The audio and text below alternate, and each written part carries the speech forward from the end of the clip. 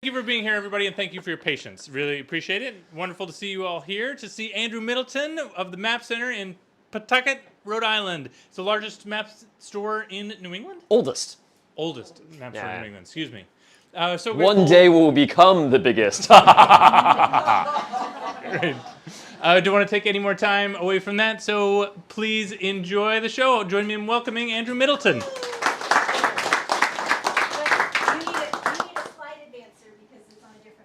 Oh, it's on a different one. Can you just unplug it and plug it into another one? That's what this little USB is? Yeah. Thanks. We're so close. We're so close. We're almost there. That's not a USB. We're on our way. That's a USB hole. I'll tell a little map story. What's that? I can tell a map story. You got a map story? Yeah, it's quick. Tell me the map story. I was out in Colorado with my stepdaughter a couple of summers ago, and I'm putting the directions into the GPS, and it comes out, and I'm looking at it, and I'm scrolling through and zooming. She's like, "Why are you doing that? The GPS will tell you where to go." She didn't say it exactly like that. So I said, "Well, I'd like to see if there are intersections or rivers or how the land looks, Well, you don't need to do that. The GPS will tell you where to go." Well, guess what? In middle Colorado, we don't always have surface, and the GPS can tell you Billy. And I was like, isn't it a good thing that I looked at it first? Well, GPS does have global coverage. It's just that if you don't download the map locally to your phone, it doesn't place the point anywhere. But some people say that it's like, oh, GPS service is interrupted. It's probably your network connection anyway. Yeah. Hey, okay, cool. So. Too dark, or is that okay? Oh, it's so dramatic. I love it. So I always have to start convincing people that I have, reason to have the audacity to claim some kind of authority on maps. My name is Andrew Middleton. I am actually a cartographer. I've been making maps for about 14 years now.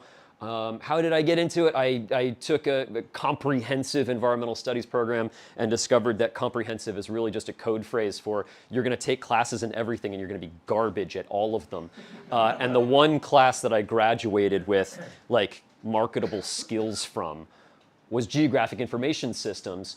And I've been kind of doing that ever since. So I like to say that I make big, ugly maps at work and I make small, pretty maps at home. So sometimes I'm making, pedestrian walk sheds, like making a map of how far you can get of 15-minute walking from some place. So you can kind of connect places and see okay, well, actually that one bridge, if we installed it, it may cost $15 million, but we'll, save all of these, we're making arguments effectively to make decisions. I've also done a lot of teaching. I teach software stuff because most maps are made with computers these days. It's just better that way. The reason I am here is a long, very silly story that I will condense for you now. I was a consultant working for an emergency management company. So we were doing consulting for aid distribution and relief stuff. And I wasn't sure how emotionally invested I wanted to get in this new job. I don't know if anyone had to compete in the gig economy, but it's sort of another job. I don't know if this is what I actually want to be doing. And I found in the Providence Journal, there's an article floating around Twitter. All of my cartography nerd friends were sharing this article about this old guy who wanted to retire. And he said if he tried to sell his map store in 2016 and nobody bid, and the price kept getting lower and lower and lower until finally in 2023 he just said, send me an email if you want to become the new owner of a failing map store. I'll give it to you. In very Charlie and the Chocolate Factory sort of fashion. And I posted on Twitter. But the thing is, owning a map store is a lot like owning a bookstore. Everyone loves the idea of owning a cute independent bookstore. The reason that there isn't an independent bookstore on every street corner is because the job kind of sucks. It's really hard. But it also seemed like the kind of thing that attracts a certain amount of curiosity. Why wouldn't you want to try, right? So these are just replies to my query. This guy runs a geospatial startup firm. I still haven't taken him up on that, actually. But the long story short is I said yes. It was a really difficult decision. I really loved living in Oakland, California. It's a really great place, and if you get the chance, I highly recommend you visit. But the thing that kind of took me over to the edge is like I love doing this kind of crazy thing of moving across the country and, you know, doing something that no one expects me to succeed at. But I also like the community that I live in. I like the friends that I have here, and I really spent a long time trying to figure out if I actually wanted to move across the country and do this very silly thing. But what did it for me is I realized that I'm really grateful to have two great choices. And if you have two great choices, you should probably do the one that's a better story. And this is the better story. So this is what it looked like at the beginning. I love that the foreground. Yeah, right. Yeah, this is foreshadowing. You know, the gentleman who had owned the store, like he had really great times between like 1982 and 2012. Like those were the days. It was a great business. And then it kind of wasn't anymore. He was struggling to figure out what a map store even was supposed to be in the 2020s. What's the point? By the time I showed up, it was sort of like a hobby, you know. It was a thing that gave this fellow meaning, and it was a thing that he was really grateful that he could do something in his community that other members of his community were really grateful that he kept showing up for. So even though the number of customers got smaller and smaller and smaller, it was still like a really lovely thing that he had the privilege of getting to do. And he didn't just want to like pack up and take his toys and go home. He wanted somebody else to keep it going. But I told him that if you give me the keys, you give me the keys. I'm not going to continue your job. I'm going to continue in a way that makes sense to me. I'm going to make a store that I think is appropriate for now. I'm not trying to recreate 1997. You know what they say about the old days? They the old days. So now I'm in the process of cleaning the place up. It looks a heck of a lot better. Still looks like a bomb went off in it. But we're getting a little bit better every day. So anyway, that's sort of the backstory of what I'm doing here back in New England. The headlines at some point said, like, California man moves to Rhode Island to take over a beloved local institution. I'm from New York, so it's not as crazy as it sounds. Actually, we're talking about Franklin County, Massachusetts. My grandparents are from Franklin, Mass. So I'm kind of like a fake foreigner. I'm just coming back. So anyway, those are my credentials. Now we can get into the part where you're actually interested in, which is we're going to get into the nitty-gritty of like why maps, what they're for, and why you should never believe them. This is a deer. This is a really crappy picture of a deer. Or at least that's what I thought. I went to the RISD Art Museum, which is a really fantastic museum. It's also free on Sundays, pro tip. But after going to this museum, they did a really interesting exhibit on, I mean, like, aren't all paintings trying to tell you something? Sometimes they're literal and sometimes they aren't. What I realized after going to this art museum, that I was looking at cave paintings wrong. That is not a bad picture of a deer. It's a very good picture of the symbol of the idea of a deer. This is a painting by René Magritte, the Belgian surrealist. For those whose French is a little rusty, the text is, "This is not a pipe."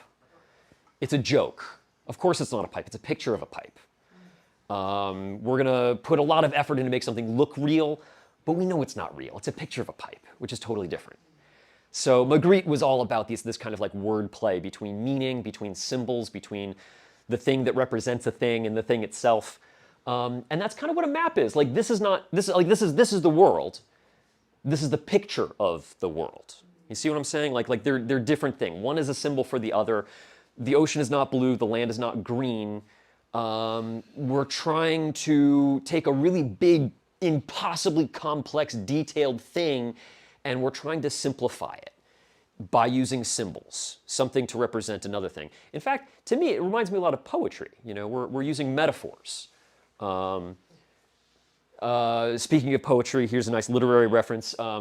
Lewis Carroll, you know, of course I'm in a library, I have to drop some literary references.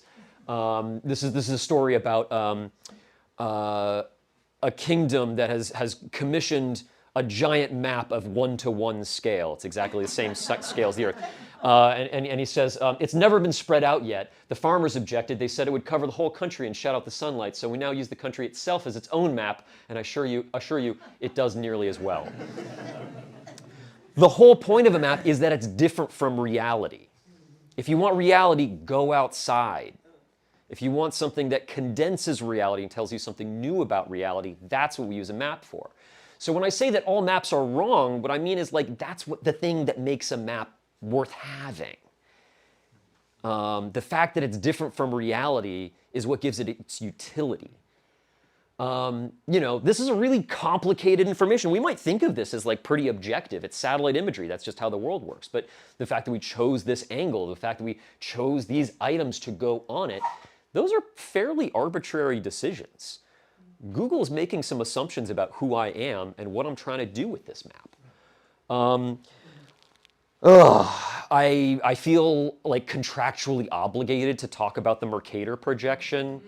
How many of you have seen that clip of the West Wing? No? No. Wonderful. I actually have a sign in my store that says, no West Wing Season 2, Episode 16. Every once in a while it goes viral, but I'll condense it, but actually have the parts that are correct. This is one way of looking at the world. It's been kind of the default way of looking at the world since about the 1500s. A Flemish guy, second time we're talking about the Belgians, twist. Gerardus Mercator, it's a really great map because if you connect any 2 points, you can draw a straight line from them and you can follow a compass bearing. So you can go in a straight line. It's not going to be the straight line like over the curvature of the Earth, like a commercial airliner is not going to use that path. Because let's face it, if you're trying to connect these 2 points, you're not going to draw a line that way. You're going to go, So this map is really good for long distance sailing in the age of compass. And that's kind of it. People still use this. The military uses this. It still has a lot of utility. But if you're trying to teach fourth graders what the world looks like, this is not going to do it. And the reason is because it distorts the world. So each of these circles represents the same area. And as you can see, like the farther you get to the poles, the higher the latitude, the more it expands things. So you may have seen a few weeks ago, a couple months ago, the African Union no longer uses the Mercator projection because they don't like the fact that it makes all of the other continents look bigger than them. And on the one hand, it feels kind of petty, like everyone kind of wants to be the center of their own map. But on the other hand, like they're absolutely right. This projection is really good at doing a thing, and one of those things is not showing the accurate size of Africa. If you're an organization interested in the true size of Africa, as the African Union is, not a great map for that. If you're a sailor who's doing compass sailing, great map. There's a map for every job. Yeah, this might be a different way of representing the world. It has a lot less distortion.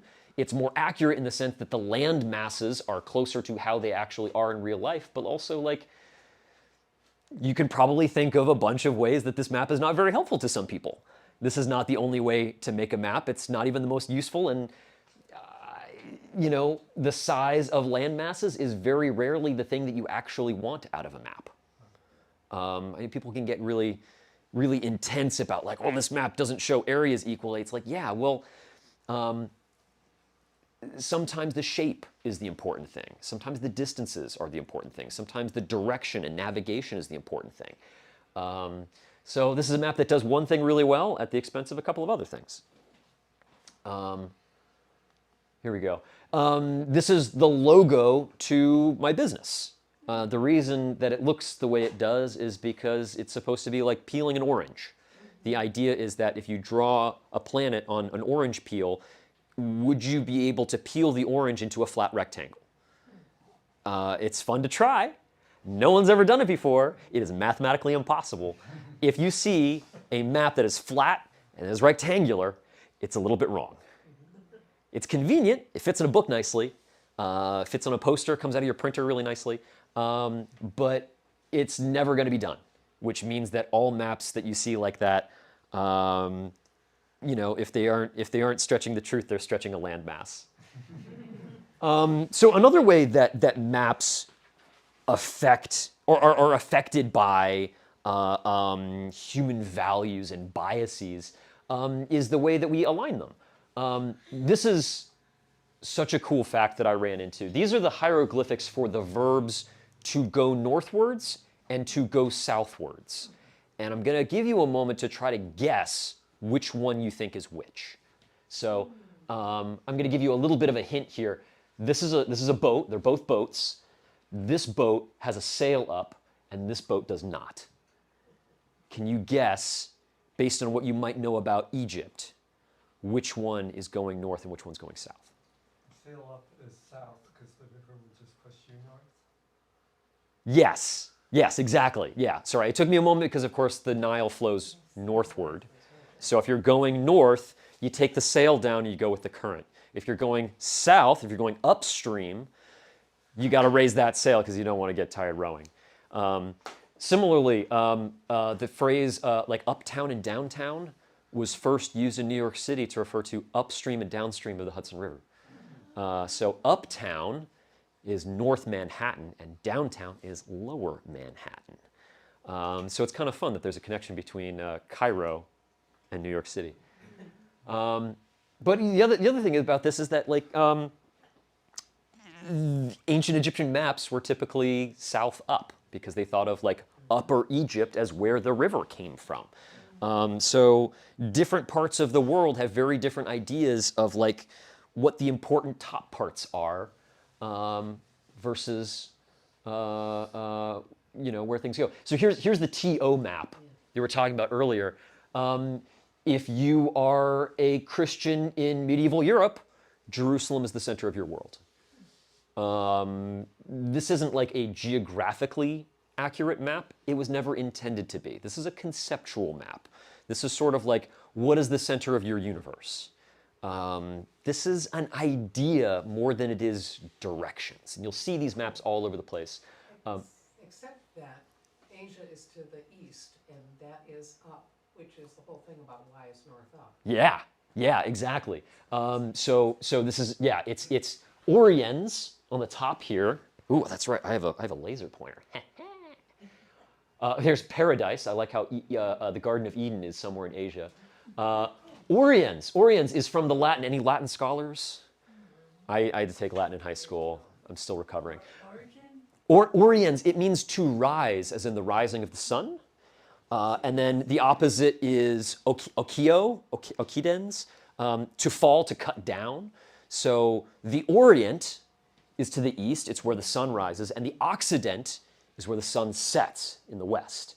The reason that we no longer refer to Asia as the Orient is because in order for Asia to be the Orient, you have to be in Europe, because Europe is to the west of Asia. So to refer to a place as the Orient sort of implies that the center of your universe is Europe. Whereas if you're like me and you happen to live in California, Asia is the Occident.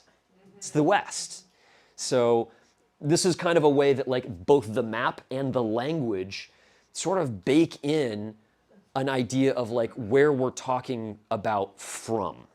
It sort of establishes a center, and it also kind of establishes, like, this is where we're from, and then everybody else is, like, over there, as opposed to we're on a floating ball in space that doesn't really mean anything.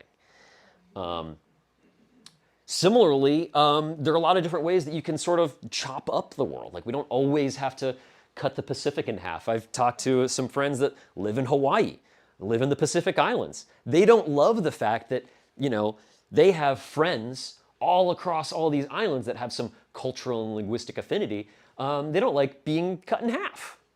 They want to put themselves in the center, which makes a lot of sense. Everybody wants to be in the center of their own map. Also, Japan happens to really love a projection like this because, again, we like to be in the middle, right? Who's to say that we couldn't flip things upside down? Again, if you're an astronaut in space and you're looking at the planet, this works just as well. It's a little bit weird, though, isn't it?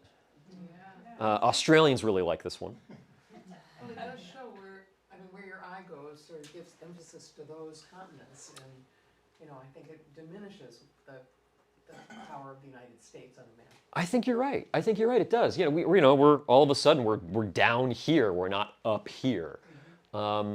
We happen to speak a language that, when written, is read top to bottom, left to right. So if you put yourself in the upper left, you're more likely to first thing you focus on, right? Do you think that if you spoke a language that was written right to left, as Arabic is, maybe you'd actually prefer to be in the center, somewhere over here? And that's true of a lot of Ottoman maps from the 1600s. So not only does everyone like to be the center of their own map, but also the center of the map is different, which is kind of weird. This is a really interesting map. Should you find yourself in a situation where you're taking over a 70-year-old map store and you have to like put it to order, you go through a lot of drawers and you find a lot of weird stuff that hasn't seen the light of day in a really long time. This map is from the CIA. It's actually from Strategic Air Command, which is the nuclear bombers. This is from the 1950s, and they're big. They're like 4 feet tall. And it's kind of hard to see here because I haven't like done a high quality scan of it yet. This is literally just like taken on my workbench here. I've got this little weight here to hold it, keep it from rolling up. But like all the text is upright. There's China, there's India. Why do you think this map is oriented the way it is? It's because all of the maps are from the perspective of Washington, D.C. You're sort of looking over the curvature of the Earth towards the rest of the world. Isn't that wild? So there's the one of Africa is wild because like Africa appears upside down. Of course, it's not actually upside down because that's not how the planet is, but it is upside down. It is south up, and it's also sort of curved a little bit in a weird way because the projection is to preserve equal distances. Because a map like this could be used. You have a pair of dividers like a compass, and you can measure out the distance of strategic bombers, and you can see what is within range. This map gives me the willies. This is a pretty intense thing. But then again, I wouldn't be in business if people didn't have strong feelings about maps. So I'm glad this one is history, although not as history as much as I'd like. Have you scanned that and you make copies of these and sell copies of these maps? For some of them, yeah, not these ones, just because they're so big. I have a roll-through scanner, and I've been meaning to do it, but there's some interesting economics with. Yeah. If it's made by the federal government, like you and I have already paid for it in tax dollars, so we can reproduce it as much as we want. Yeah, that's why everyone wants NOAA nautical charts, and I'm happy to oblige because I can just crank those out as fast. But then it also means that like now I'm competing with everyone on the internet with a printer. So that's one of the reasons that there are lots of antique map stores, because if you have an antique original, you could sell it for whatever you want because they're not making any more of them. But on the other hand, it means that like people who are still making cool stuff today, like myself and my colleagues, how do we convince people that what we make is special? So you're right. I'm kind of grappling with that. I don't have a good answer for you. What's the date on the CIA map? I believe it's 54. This is a really fun one. This is from a group called the Decolonial Atlas. Has anyone been to Turtle Island? Okay. Maybe you recognize it if we rotate it a little bit. In similar fashion to what we were talking about earlier about reorienting map, this is a map from an indigenous perspective. We've all probably seen lots and lots and lots of maps of North America from a European or European American perspective, but this is a map made by a group of indigenous activists. They're actually from Manhattan. They're not like out on the res somewhere. They are living, breathing Native American people who are making cool stuff, and they did incredible research to make this map. All of the place names are all in the indigenous Native American language, and in some cases using the indigenous alphabet, which is really cool. So this is a map of a place that we all know and love, but seen through somebody else's eyes, which I think is really exciting. And the reason that it's east up is because many, certainly not all, but many indigenous people would orient themselves to the rising sun. And in many ways, this map is, as we were talking about earlier, has more in common with like pre-medieval European maps, which isn't to say that like, one is more primitive than the other. It's just like, oh, it's cool that like different cultures are like colliding on the same idea. Fun fact about the whole north up thing is that really didn't catch on until the 1300s, at least in Europe, until an invention from China made its way to Europe. It was the magnetic compass. Of course, the Chinese called it a south finder. Arabic traders called it a Qibla finder. The Qibla is the direction towards Mecca that one prays towards. And in Europe, like a compass has two ends of the needle. It's just as much pointing south as it is north. For whatever reason, flip a coin, we decided north. And another fun kind of twist, now I'm just kind of going on a fun rant. The Black Sea, it's not particularly black. It's just as clear as any other large body of water. The reason it's black is because the ancient Greeks knew that the farther south you got, the brighter and sunnier and hotter it got. And there were some ancient Greek philosophers that were convinced that if you hiked all the way to the equator, that you would just like burn up and die. Like no one could live in there because like you keep going south, it keeps getting hotter. It probably just keeps getting hotter until it can't get any hotter. And when you go north, it keeps getting colder, and presumably it'll just keep getting colder until it's just dark and you disappear and you freeze to death. So they always kind of associated like the north with like cold and dark and the south with like really bright and sunny. The reason they called it the Black Sea is because it was north of Greece. It has nothing to do with the color. It's just sort of like, yeah, the dark northlands. There we go. So the other perspective that I wanted to introduce is this idea that like, we were kind of looking at some maps that show how different perspectives show up. We in the United States are accustomed to doing the mapping. We're not accustomed to being mapped. This looks better on my computer screen. This is a passport issued by the People's Republic of China, and I have notes here usually that I read off. I don't forget what year this is. Not long ago. I think it was like 15 years ago. They issued this map of what they thought China was. And they issued this, turns out there are a lot of people that live in China. There were a lot of these passports issued. Something like half of the population of the world lives in a country that refused to stamp this passport. If you were a Chinese citizen and you tried to enter India, India would be like, absolutely the frick not. We are not going to stamp this passport because we don't want to validate this map, which happens to have a good chunk of India, another good chunk of India, Taiwan, which insists on being an independent country, and islands in the Philippine Sea, Vietnam, Malaysia, and Brunei. Sometimes the maps that we make of ourselves look very different than the maps that other people make of us. And that's true of other places. It's easier to see somebody else's foibles and mistakes, but as we see with the book How to Hide an Empire, of course that doesn't affect us, certainly not.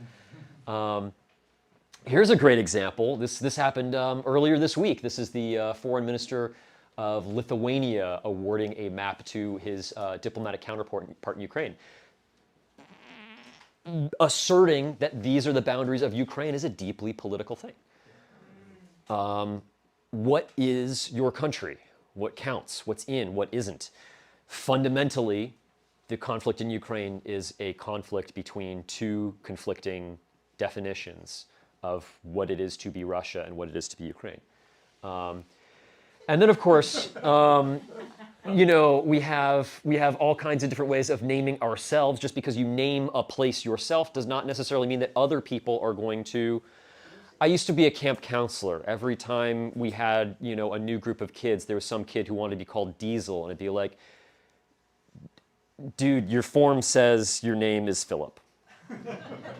If you can get other people to call you Diesel, bless you. We'll go there. But just because you name yourself something doesn't mean that other people are going to play along. Maybe they should. Maybe if you want to get along with Philip, you should probably call him Diesel. It's not that big a deal. Just call him Diesel. but also like in the context of naming large bodies of water that you don't actually have full diplomatic or strategic control over, it becomes another thing. It's where you're forcing somebody else to use a different name. And that's a lot more complicated than how we decide to name ourselves. So there's some other ways that maps have yeah, I guess we could call this a bias. Let's talk about like the intention that we have about like who we're expecting to use the maps that we make. One assumption that we often make is that the people that are going to use our maps are primarily using their eyeballs. But you can actually make really cool maps with an embossing machine so that people who have visual impairment can still use that map. I went to a workshop at the Lighthouse Foundation in San Francisco, and their whole reason for being is making maps that you don't need to look at, which is a really cool thing, and a thing that I'm glad one organization is thinking deeply about, because I think that's something that would be otherwise forgotten. We also have maps for different jobs. Every day at the Map Center, I have somebody comes in and they're like, I want a map of Connecticut. And I'm like, cool, do you want, what kind? Is it a road map? Is it a biking map? Is it a geology map? Is it a forestry map? Is it a map of airports? Is it a map of, yeah, you gotta be more specific. Invariably it means that they want a road map, and that's fine. But there's a map for every job. This is a beautiful one by, I forgot his first name, Fisk, with an E at the end. These are absolutely incredible. This is a map of the Mississippi River. And I feel like the unspoken subtitle is Why Rivers Make Poor Political Boundaries. Each one of these courses is where the river used to flow in geologic time. So that is a moving river. This is also a great map of where not to buy real estate. Yeah, there's not only is there a map for all purposes, but there are like totally different philosophies of like what a map is supposed to do for you. This is a Micronesian stick map. These are made by the Polynesians of the Pacific Islands. Something that's really cool about this map is that these people are living on very small islands in a huge ocean, and they can sail between islands that you cannot see from each other. You are sailing out in the middle of the open ocean, and they can still know exactly where they're going, because these little shells represent islands, and the sticks represent a combination of winds and the ocean swell, because waves traveling thousands of miles over the ocean, they will bounce off of an island.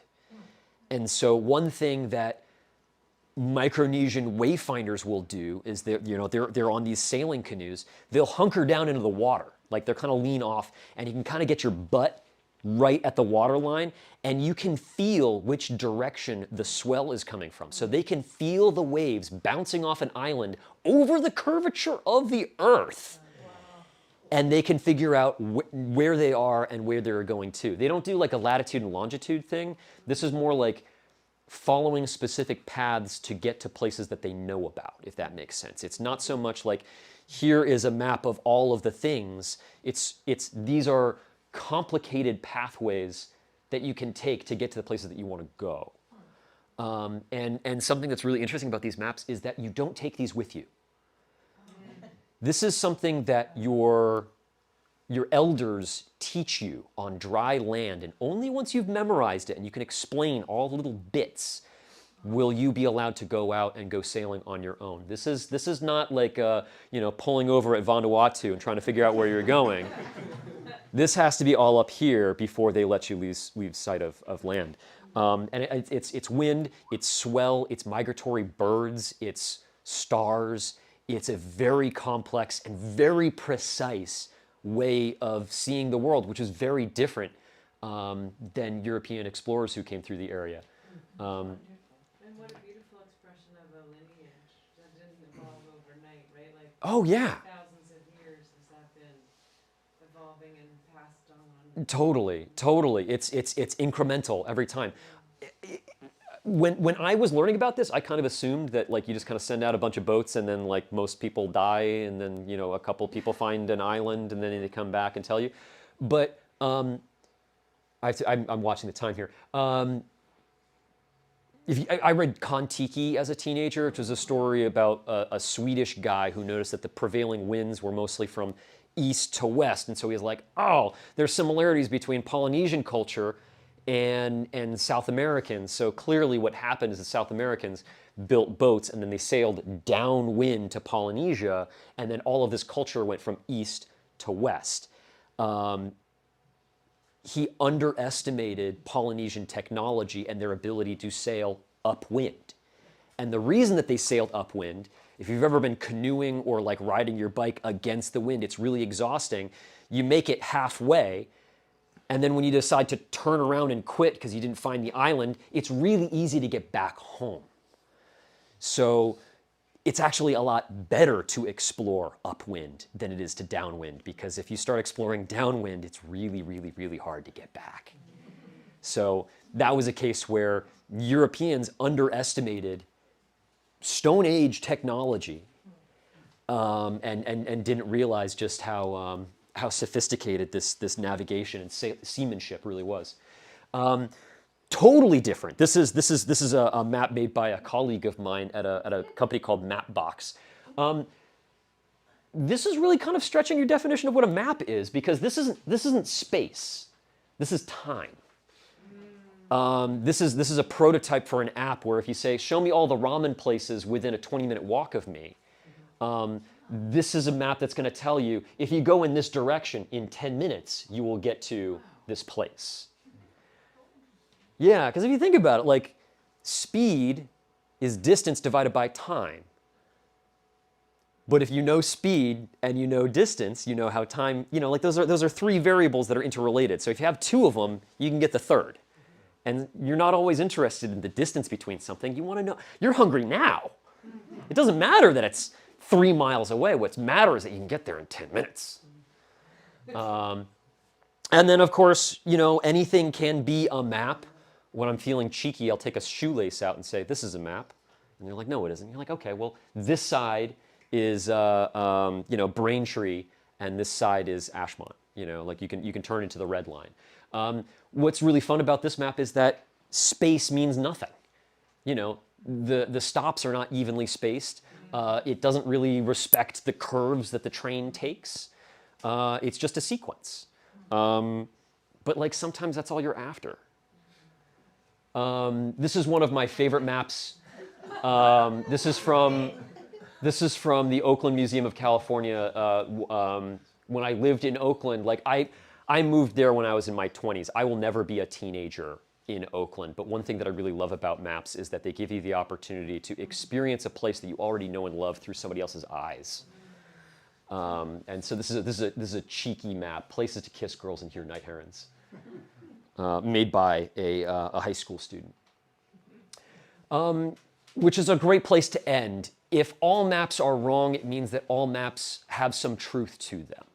They may not be geographically accurate, they may not be temporally accurate, they may not be accurate in 5 years, but they might be accurate now. They might be accurate for some people who are using them. They might be useful for somebody totally different. If it's a bad map that you don't like, maybe it's just not for you.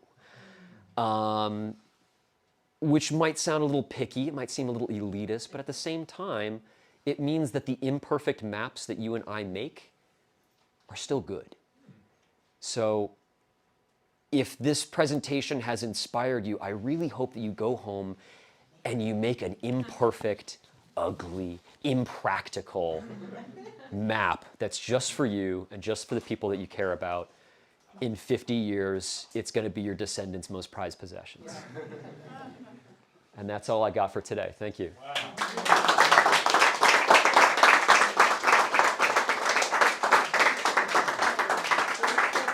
So we've got a few minutes here. I've got a long drive home, which means I'm not particularly eager to get back on it. So if you want to help me avoid getting back in my car, soak up my time.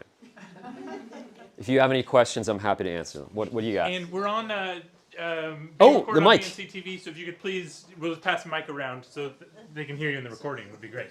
Thank you. I want to test your knowledge of Oakland. Okay.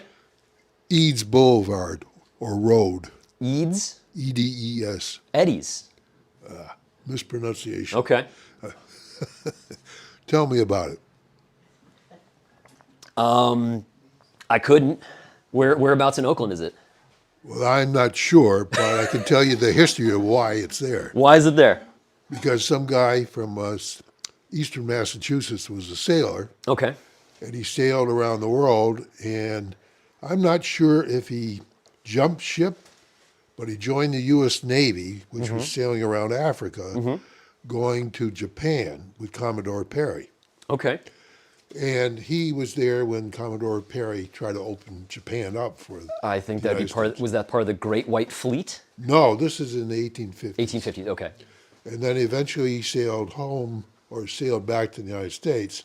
He may have jumped ship, but that name is part of my family history. That's the only reason why I know about it. And I do have relatives very distant in San Francisco and Oakland area.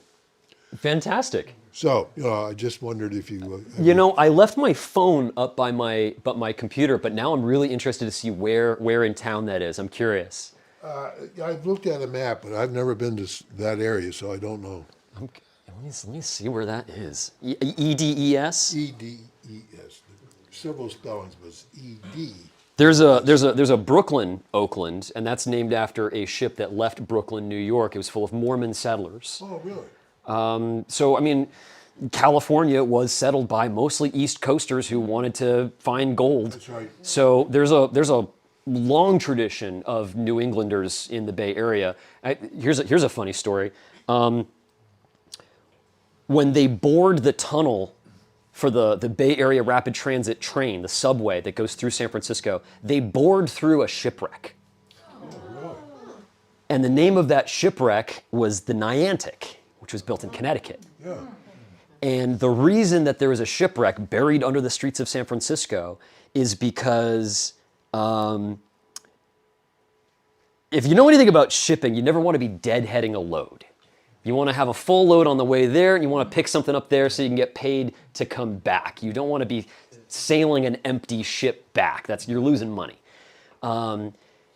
And during the gold rush, you had a lot of people willing to spend lots of money to go west, to go to California, and no one wanted to go back. And more than that, the people that you hired to run the ships were all like 15 to 30-year-old single men who really wanted to find gold and not be a sailor for the rest of their lives. So as soon as the captain turned his back, half of his crew was gone to Sacramento to look for gold. So like the San Francisco Bay was just covered with floating empty ships. They were just kind of like, bumping into each other. They were all derelict. But at the same time, you had all of these immigrants coming in from all over the place. The town of San Francisco, before it was San Francisco, was this little Spanish mission town called Yerba Buena. It was a real podunk little town, didn't have much going on. So when thousands of newcomers show up, like the place has just never not had a housing crisis in the past 200 years. What do you do if you have a housing crisis? You have a bunch of empty ships. You run the ship full speed ahead right into shore, you pack the sides with dirt, boom, you got a hotel. And so the edges of San Francisco are all infill, and it's just a series of shipwrecks. So like Soma, the south of Mission District, which is now sort of like a hip, techie startup land. It's both it's metaphorically and literally a graveyard of shipwrecks. And some of them are from the East Coast. Most of them are from the East Coast. Most of them were made in New England. And on top of that, if anyone's a fan of Pokemon Go is made by a company called Niantic Labs. Niantic Labs is named for the ship that is now under Battery Street in San Francisco. And so their logo is a ship flying under a hot air balloon. Anyway, so now I have to look at other trivia? Or What makes a map trustworthy? Trust. You know what? I'm used to hearing people saying like, "What makes a map good?" But what makes a map trustworthy is a better question. It's in East Oakland. I don't really go down there. Oh, I have. Oh, it's by the Coliseum. sketchy part of town. Don't leave your car on Edis Street. Sorry about that. What makes it trustworthy? I think that's a great question. The phrase that I get a lot of mileage out of is ground truthing, which is the process of making sure that what is on the map is what is true in reality. It's very easy to make a map. It's very hard to make a map that's accurate. And to go one step further, a lot of maps are intentionally inaccurate. I don't know if we have any John Green fans, but he wrote the novel Paper Towns. The whole idea of a paper town is that if you went through all of the effort of surveying to make a map, what's to prevent somebody else from just tracing yours, putting their name on it, and then selling it? They could totally scoop you. So what you do is you add a couple of things on the map, on your map, that don't actually exist. Maybe you add a town that never happened. The most famous one is Agloe, New York. It was just like a little dot that they put on the map. No one was going to go there. It's kind of in the middle of nowhere. But the idea is that if Agloe, New York showed up on anybody else's map, they copied you, and then you take them to court. The problem with Agloe is that it was like a really high-profile case, and they had been using Agloe as a paper town on their maps for so long that eventually there was a hardware store that said Agloe Hardware. And so when the new company, which had ripped off the original map, was taken to court, they said, well, there's actually now a hardware store called Agloe Hardware. That's where Agloe, New York is, and they actually were able to preserve their case. So this was a case of the lie of the map becoming reality, even though somebody else lied about it. Anyway, so what's reputable? You just gotta check. You gotta check. Or you have to make sure that the information is coming from a source that you trust. And how do you come to trust it? Well, you have to check it. Like, you don't want to take anybody's word for it. But then there's some things you kind of have to take people's word for it. That's why it's nice when two different groups of people come to the same conclusion. It's kind of like in science, we do multiple repetitions. You repeat an experiment, and if you come to the same conclusions, that's, increases the likelihood that they're both verifying each other. That's a very unsatisfying answer. I'm going to be thinking about that. That's an epistemological question. I like it. You've got the mic. All right. So something that the paper towns reminded me of, which is a little bit of the same idea, is that apparently for businesses that will come to you, so like emergency locksmiths, for example, a good percentage of the ones that you find in Google Maps don't exist, because essentially people will just they'll put, like you did with that ramen place, they'll put locksmith, and they'll just call the one that's closest to them.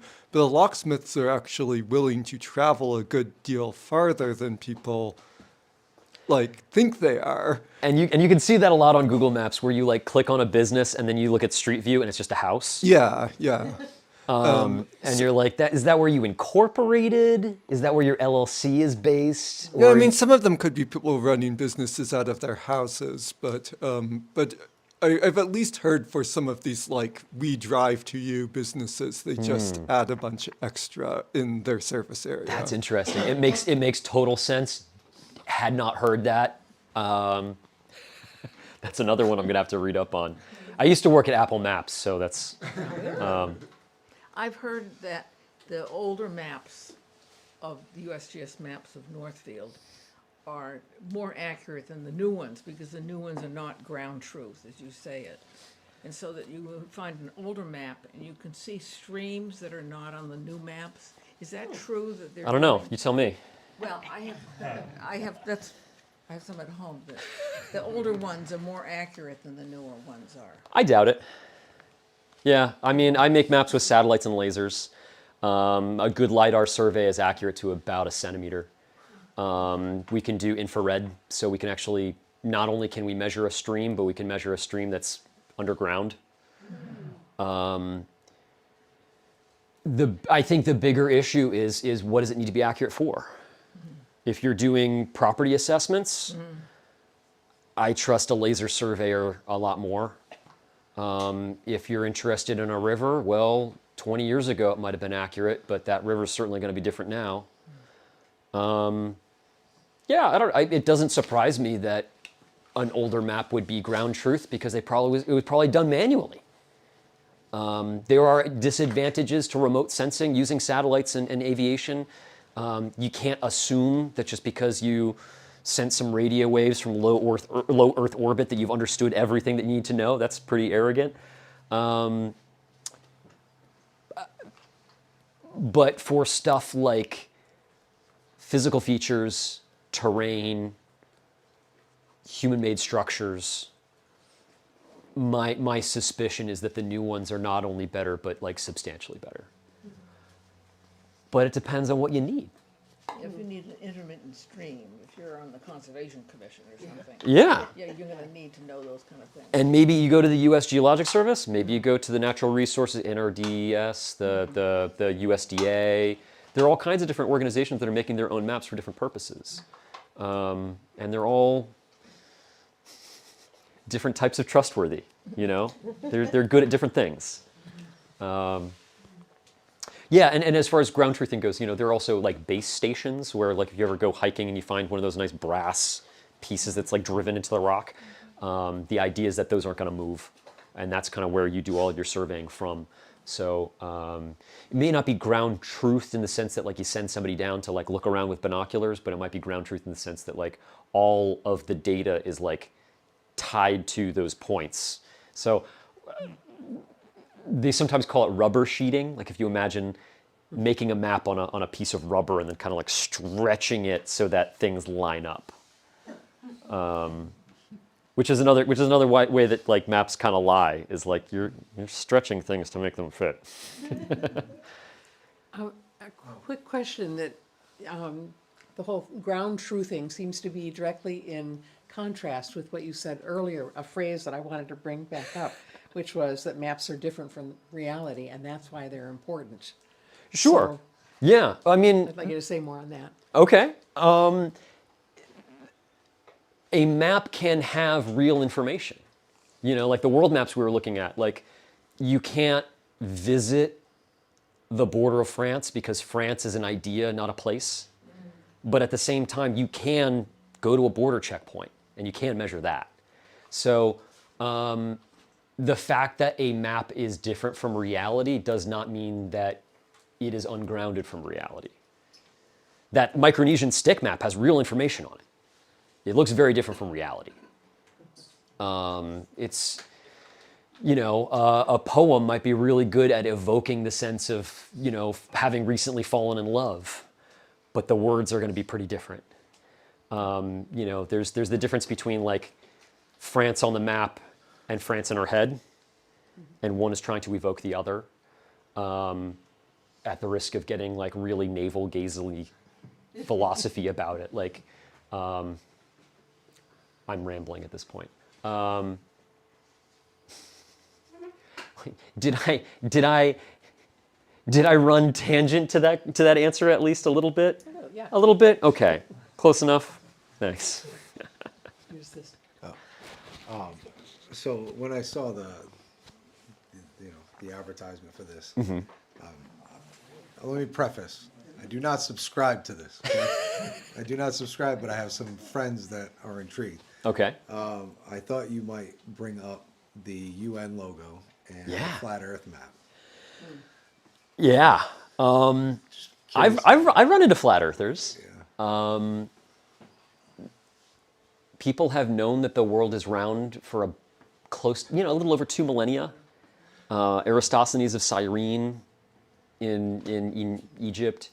Talking to a flat earther does not require that one know anything, because if you've ever hung out with like a kid who has just learned to talk, if they say like, if you try to explain to them when bedtime is, you know, you're going to get like why, and you're going to be like, because then you're going to be tired. Why? Because, you know, you need to function. Why? Like if you say why enough times, eventually you'll go crazy. Yeah, I'm just. And so flat earthers are really good at saying why, and I think more than most people, I am able to answer more iterations of the question why, but it doesn't matter because they will always just say why one more time, and then they will win. You cannot reason your way out of a place that you didn't reason your way into. I get it. And I'm not a psychologist. It's not my job to diagnose other people. A thing that I have noticed very consistently about flat earthers is that they're pretty smart people. But they're smart people that don't feel like other people recognize that they're smart people. They're humiliated people. And they desperately want other people to validate how smart they are. And rather than go through the hard work of studying and like becoming an educated person, they're going to spend 19 hours on YouTube so that they can become an expert in that, something that no one else is, so that they can be an expert in that. And now all of you are wrong. And I'm the expert because I'm the one who spent 19 hours on YouTube. And it's a way of, my understanding of that particular way of looking at the world is that it's born out of insecurity. And people just want to feel like they're worthy of being taken seriously. And any attempt to prove them wrong goes at like a real core sense of themselves. And it doesn't matter what facts you bring because it's not about facts. That's my take. But okay, so I think I went in a direction that you weren't necessarily. The UN logo is called a polar azimuthal projection. It's very cool. Some flat earthers believe that that's what the map of the world looks like. The other thing is that like I've spent enough time like researching flat earth communities is that there's like a lot of debate about that. And if you want to have a lot of fun, set two flat earthers against each other on what they think the world looks like. Enjoy. Again, as you did not subscribe. For sure. It's important to ask questions, and which is exactly what they would say. Yeah. Who's anybody? Oh, Andrew, thank you so much for an incredible presentation. Hey, thanks so much.